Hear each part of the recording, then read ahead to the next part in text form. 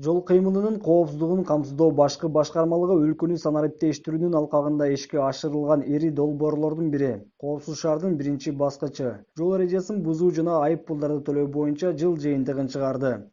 Если обратиться к статистике по доставленным, из тех, что доставлено, свыше 70% оплачивается. То есть взыскиваемость у нас очень, я считаю, что это хорошая.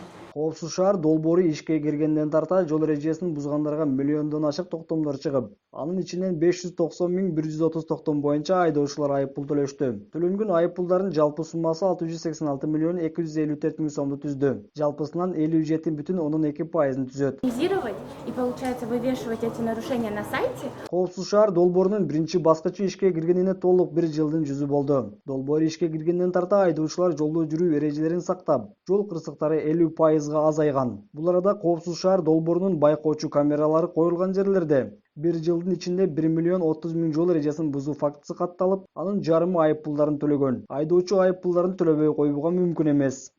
Жол эрежесин бузган боюнча фиксация болот. Фиксация болгондон кийин автоматически анын баарын обрабатывать этилет.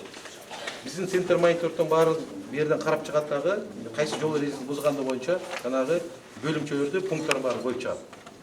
Анан кийин бияктан кайта Ифакомтан дагы бир жерде каралып туруп, анан кийин жана почта аркылуу формировать этилет. Силерге берген, ким берген мен билбейм, бул малды жанагы баардык информация калып. Бу жерде эч кандай өчүрө албайт. Биз колдонуучубуз, биз собственность эмеспиз. Ошон үчүн бу жердин операторлор бир гана карайлат да эч кандай бир өзгөртүү киргизе албайт.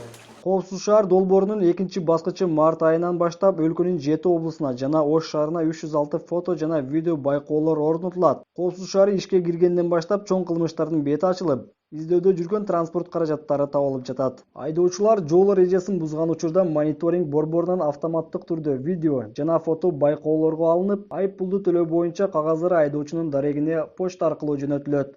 Эми бул Кыргыз поштасы мамлекеттик ишкана Кыргыз поштасы тарабынан жөнөтүлөт. Ал 3 күн ичинде, жумуш күнүнүн 3 күн ичинде жеткирилет. Эскерте кетсек, президент Сооронбай Жээнбеков ушул жылдын 16 январында бир нече жол эрежелерин бузуу боюнча айып пулдардын көлөмүн азайтуу боюнча мыйзамга кол койгон. Ага ылайык айрым жол эрежелерин бузуудагы айып пулдун көлөмү 3.000 сомдон 1000 сомго түшүрүлгөн. Алсак эгер 3.000 сомдук мурда айып пул болсо, 1000 сомго түшүрдү. 1000 сом түшүргөндөн кийин эгер 15 күн ичинде төлөсө, ошо жаран 500 сом төлөп утуп кетсин деп шарт түзүп бердик да.